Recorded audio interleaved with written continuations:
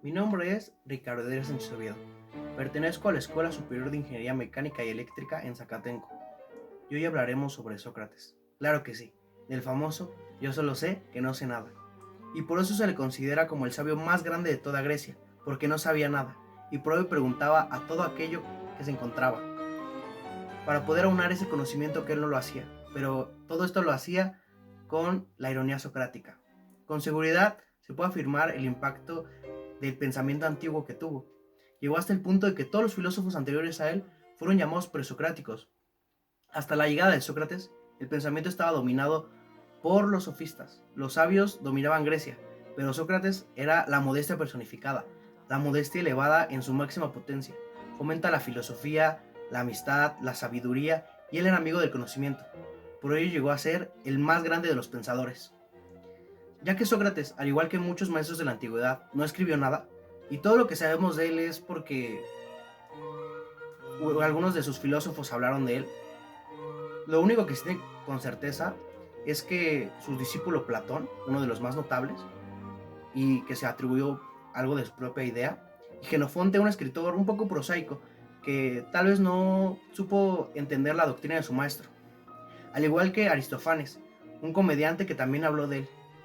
De estos tres personajes, sus obras más grandes que hablan sobre Sócrates son Aristófanes, en su comedia Las nubes, que presenta a Sócrates como un embaucador y un sofista. A Genofonte, en su discurso, presenta a Sócrates sin gran importancia filosófica, al destacar su entereza frente a las adversidades. Y Platón, en su apología contra Sócrates, donde realmente la defensa de Sócrates es bestial. Sócrates nació en Alsope, Atenas, en el año 470 antes de la era común. Recibió una educación tradicional, en literatura, en música, en gimnasia. Él se familiariza mucho con la dialéctica y la retórica de los sofistas, de quienes aprende. Al principio Sócrates siguió con el trabajo de su padre, Sofronisco, de profesión escultor, quien realizó un conjunto de estatuas, las cuales se colocaron en la entrada de la Acrópolis de Atenas en el siglo II a.C., llamadas las Tres Gracias. Hasta que en una ocasión Sócrates comenta: "No puedo pasarme toda la vida intentando sacar una figura humana de un trozo de piedra, cuando los humanos se pasan toda su vida intentando ser un trozo de piedra". Posterior a esto, Sócrates se enlistó y participó como soldado de infantería en las batallas de Samos, Potidias, Delo y Anfípolis. Él se sentía muy orgulloso de no haber salido de las murallas de Atenas, más que con ocasión de defender su ciudad, en batallas contra los espartanos. Un personaje importante en la filosofía de Sócrates fue su madre, Fenareta, que se desenvolvió como comadrona, siendo una de las pocas trabajadoras. Ella logró cautivar la mente de Sócrates y de este modo desarrollar la mayéutica, que significa parto. Este aspecto de la filosofía de Sócrates radica en el hecho que se atribuía a sí mismo el arte de las parteras. Al igual que su madre, Sócrates ayudaba a alumbrar las ideas de la mente de su interlocutor, ideas que Sócrates suponía que estaban depositadas en nuestra alma. El intelectualismo moral se fundamenta en la idea de que para actuar bien basta con conocer qué es el bien. Se asienta en la creencia de que el ser humano es un ser perfectamente racional. La consecuencia más llamativa de esta doctrina es que no hay malos, sino personas ignorantes. Establecidos desde el principio del intelectualismo moral, la única vía para alcanzar una buena vida, o lo que en este caso Sócrates llamaría una vida feliz, sería el conocimiento. No podemos actuar bien si no conocemos el bien. Y esto hace que nos dañemos a nosotros mismos y que dañemos a los demás. Llegados a este punto, se comprenderá el modo de actuar de Sócrates, que es necesario salir a toda costa de la ignorancia. ¿Y cómo procede Sócrates para conseguirlo? Él utiliza la refutación o diálogo, la ironía y la mayéutica. Busca, mediante la inducción de las definiciones universales, que sería la única garantía del conocimiento, obtener los conocimientos sobre todas las cosas que parten de un sistema de preguntas que él armaba y desarmaba, y con esto podía desarticular o articular cualquier teoría. Para resumir un poco la mayéutica, podemos decir que es la verdad oculta en la mente de las personas, desentrañándola a través de tres pasos: la refutación o diálogo. Este primero se refiere a la refutación del problema o de la pregunta. La primera parte es la interrogante, que tiene que perturbar a quien la posee. Sócrates entiende esta labor de filosofía y hace este ejercicio con un interlocutor. El segundo paso sería la ironía, la cual es un tema que utiliza cierto escarnio para fingir ignorancia. A través de esto, Sócrates lograba desarticular realmente a todos sus oponentes o a los ponentes. Se presenta ante un interlocutor como una persona ignorante y pide al contrincante que haga una definición y a través de preguntas logra argumentar y de esta manera puede pasar al siguiente paso. En el siguiente video lo podemos ver de forma clara. Sabio Eutifrón, enséñale a este pobre viejo ignorante y dime, ¿qué es la santidad? Lo santo es lo que aman los dioses. Suena bien, pero entonces, ¿todos los dioses aman lo mismo? Si lo que un dios odia no puede ser santo, ¿qué pasa si otro dios lo ama? ¿Y la cosa que se ama porque es santa o es santa porque la amamos? En ese caso, ¿no sería la santidad una condición del amor y no un ser en sí mismo? Porque si eso dices, Eutifrón, eres un reverendo idiota. Así que inténtalo otra vez. Luego, es que ya me tengo que ir. Sí, eso. Y después de este video se ve claramente cómo lo ejemplificamos. Y por cierto, ese video es históricamente correcto. Los links donde estamos tomando toda la información aparecerán en la descripción. Además de eso, el diálogo que acaban de ver también está en la descripción. Y por último, la purificación, la cual, ya aceptado una vez la ignorancia, desvanece todas las ideas anteriores, para así dar lugar a un nuevo concepto, que es aceptar la ignorancia, creando un espacio limpio, algo así como una hoja en blanco, para crear un nuevo concepto. Si se alcanza el objetivo, tendremos una definición universal, que es lo que realmente quiere Sócrates. Y en los primeros relatos de los diálogos, Platón nos muestra que pues en realidad estos tenían un camino sin salida, no se llegaba realmente a la mayéutica. Ahora, la frase, yo solo sé que no sé nada. Para empezar, hay que definir que el oráculo de Delfos es uno de los lugares más singulares de toda Grecia, hasta la actualidad. Su importancia radica en que fue un lugar de peregrinación y consulta a todos los dioses, especialmente a Apolo. El oráculo estaba dentro del santuario de Delfos, y a él acudían quienes querían conocer pues, su futuro. Incluso es conocido como un centro religioso en Grecia.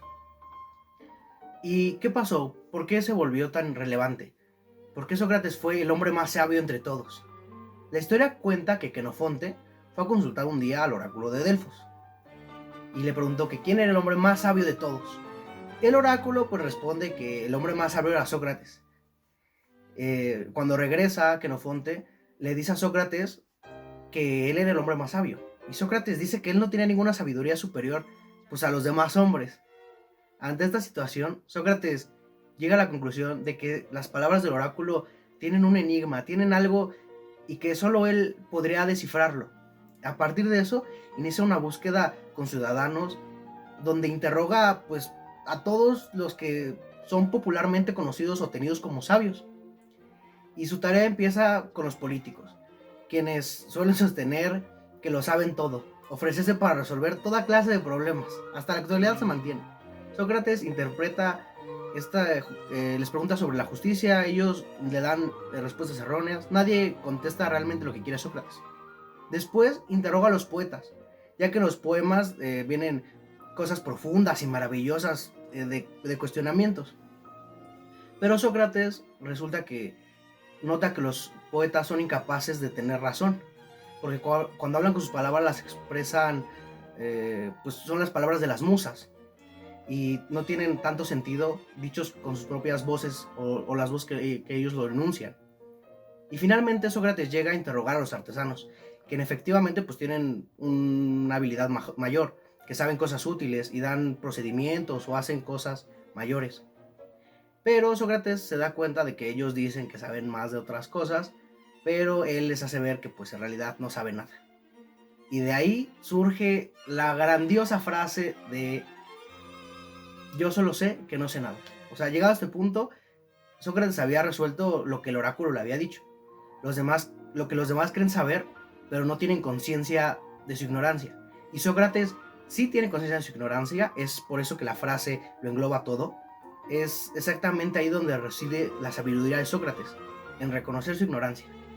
Al llegar a esta conclusión, Sócrates queda convencido que las palabras del oráculo realmente tenían una misión para él: examinar a los hombres, mostrarle lo que debe hacer para ver la realidad.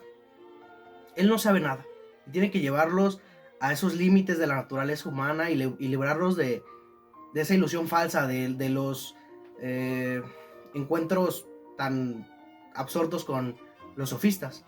Sócrates acepta que es ignorante, que le costaba llegar a las conclusiones, y él por eso acosa a la gente. Realmente es esa parte que todos dicen que es una persona mala, ¿no? Pero él los hace ver que son ignorantes. Él alcanza la sabiduría y esta sabiduría posee todas las virtudes. Sócrates ignoraba muchas cosas, pero él lo que más deseaba era lograr un conocimiento absoluto.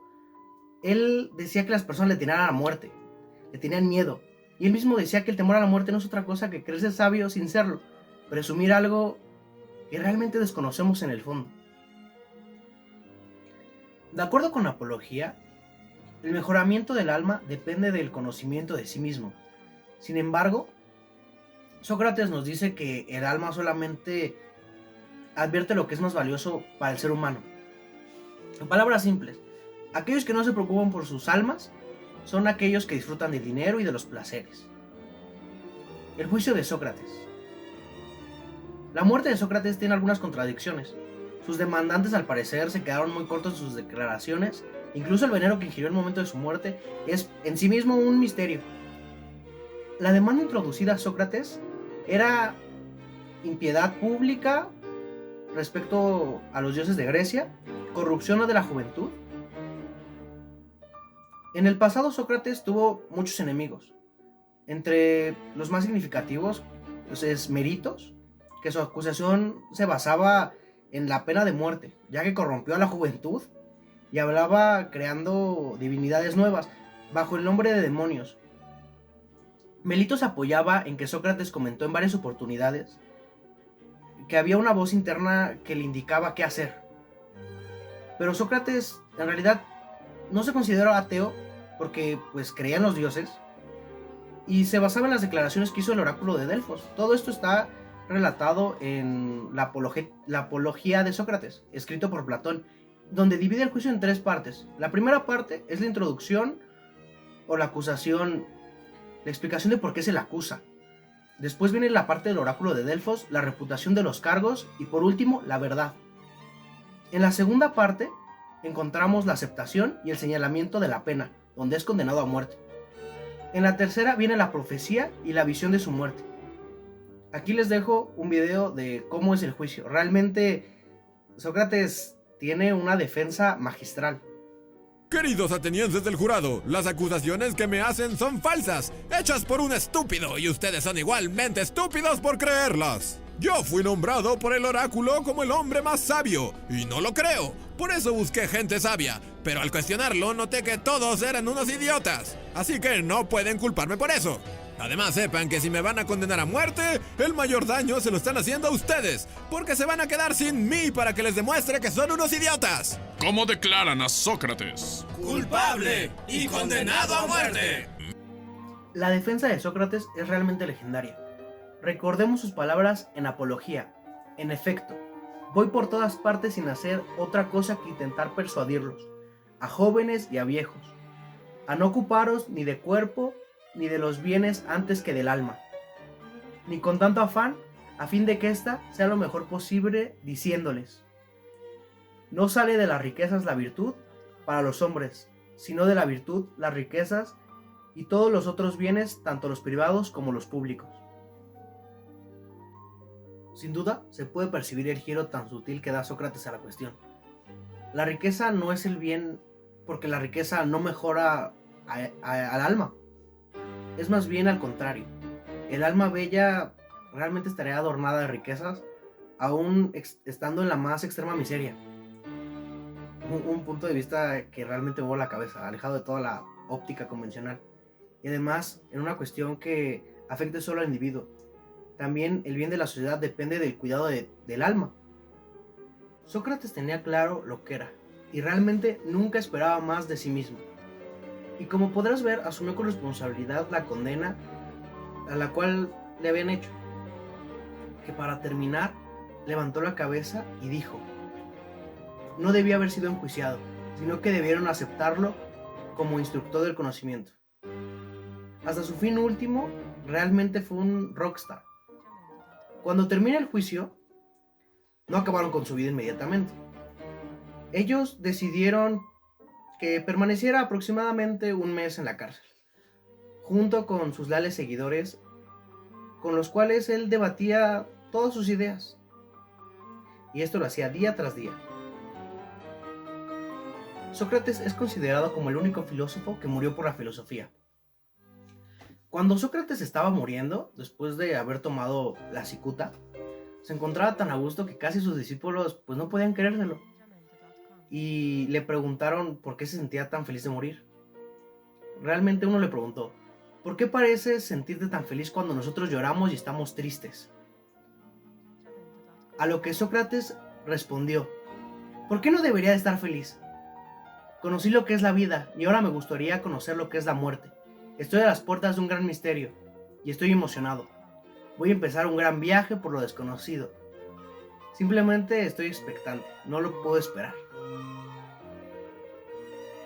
Hay que recordar que Sócrates no era un hombre religioso. Realmente se le había condenado a muerte por admitir que los dioses pues no existían. Entonces, ¿por qué él estaba feliz? Otro seguidor que estaba ahí le pregunta que si tenía certeza de que si el alma sobreviviría a la muerte. Él le responde que no lo sabe. Realmente Sócrates no creía que pudiéramos saber si existía o no la vida después de la muerte, pero estaba seguro de que solamente había dos posibilidades, y que no deberíamos tener miedo de ninguna de las dos. Si morimos y hay una vida después de la muerte, y teniendo en cuenta que para Sócrates la visión del inframundo es la de Hades, seremos mentes libres y nuestros cuerpos no necesitarán ni descansar ni ser alimentados, y que si nuestro hobby pues era hacer deporte o algo así, pasaremos la eternidad muy aburridos. Por eso tenemos que fortalecer nuestra inteligencia. Por eso hace que ejercitemos nuestra mente. Es lo que busca Sócrates, para que nuestra muerte sea algo bueno y no algo mal o algo aburrido. Pero si no hay nada después de la muerte, Sócrates dice que sería como estar dormido sin soñar. Un sueño del cual nunca vas a despertar. De hecho, está bien porque pues descansas. Sócrates acepta la muerte porque quería dar una lección de moralidad. Aunque si bien lo intentaron ayudar para que escapara de la cárcel, para que pagara una fianza o algo así, para él era primordial regirse bajo la ley y nunca bajo el dinero o los altos cargos políticos, ya que Sócrates realmente no le tenía miedo a la muerte. Para su veneno, muchos historiadores y médicos describen la muerte por cicuta como una muerte desagradable. Es una muerte realmente desesperante, que tiene un terrible sabor a la cicuta y crea alucinaciones, un estado de malestar que hace que se retuerzan y sufran hasta el último momento las personas que son condenadas a tomarlo. Pero según los relatos, Sócrates la tomó sereno. Dio algunos pasos, se empezó a sentir mal, se le adormecieron las piernas, se acostó, y esto llevó a pensar que probablemente el veneno pues estaba mezclado con otra sustancia que hacía que la muerte estuviera un poco más calmada, fuera agradable, pues para su fin. Sócrates se toma muy a pecho decir las últimas palabras, ya que dijo: Critón, le debemos una gallina a Asclepios, así que págala y no lo descuides. Critón respondió: así se hará, dime si quieres algo más. De pronto un silencio, y Critón cerró la boca y los ojos de Sócrates.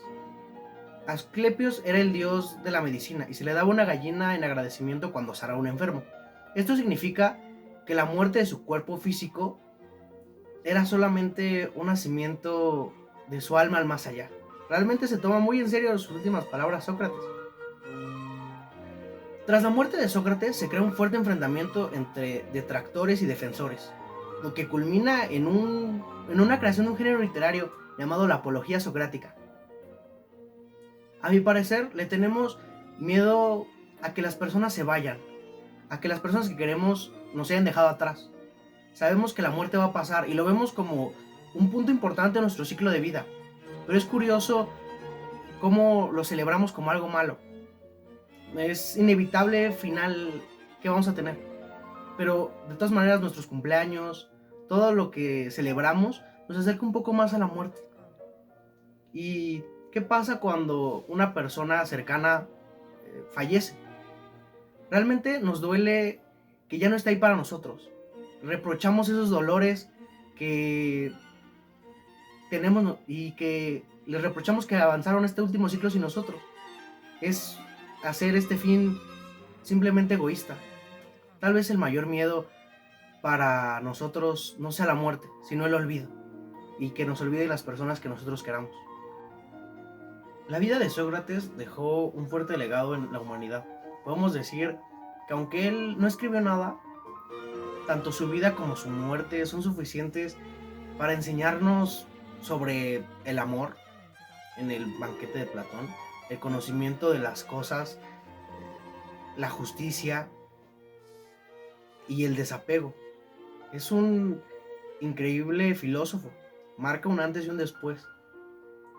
A él le debemos el cuestionamiento de nuestro propio razonamiento, porque lejos de heredar una serie de conceptos ya dichos, algo ya fabricado, Sócrates, su meollo es invitarnos a preguntar si los conceptos de nuestro sistema moral son correctos. La base de todas sus enseñanzas es la creencia de una comprensión objetiva, de tener bien claros los conceptos de justicia, como él hasta la muerte, de amor y de virtud, por sobre todo, y el conocimiento de uno mismo. Realmente el conocimiento del ser. Esta sociedad en la que estamos nosotros está algo adormecida, adormilada. Nosotros vamos de aquí para allá creyendo todo lo que leemos, viendo todo en Facebook y lo que oímos, enjuiciando sin crear un concepto real, algo profundo, algo que nos ayude a profundizar en nuestro ser, a conocernos realmente y a tener nuevos pensamientos. Es una tontería andar por la vida aceptando teorías y pensamientos que al final se vuelven algo subjetivo. Tenemos que estar atentos y observar nuestro alrededor y darle valor a todo eso que nos mueve, a todo eso que nos produce un cambio. Sócrates realmente planteaba que nadie nace siendo malo, simplemente es ignorante del bien que se puede hacer. Es ahí donde radica toda esa maldad. No puedes ser malo, no naces siendo malo, eres ignorante y punto. Entonces, aquí la pregunta es, ¿dónde están nuestros nuevos conceptos, nuestra curiosidad? ¿Dónde están esos desarrollos del siglo XXI para plantearnos e introducir un nuevo contexto? Saber a dónde nos dirigimos. Creo que es necesario crear y comenzar un nuevo ciclo socrático, cuestionando todo, investigando todo, y que todas esas ideas y pensamientos que nos vengan a la mente, llevarlos a ese fin último de mayéutica, que Sócrates es lo que nos deja, lo que nos enseña. La sutileza que Sócrates tiene con toda la cuestión que es esta humildad, que nos hace pensar que somos algo más, que hay mucho por descubrir y que tenemos que reconocer nuestra ignorancia sobre todas las cosas, saber que no sabemos nada, solamente eso, aceptar que no sabemos nada, que somos ignorantes, pero a través de esa ignorancia crecer, a través de esa ignorancia buscar nuevos conceptos. Quiero terminar este video con esto que dijo el maestro Eduardo Infante en el video para BBVA. Lo que nos quería decir Sócrates es que la filosofía tiene más que ver con hacer preguntas que con la respuesta. Es un amor más a la pregunta que a la respuesta.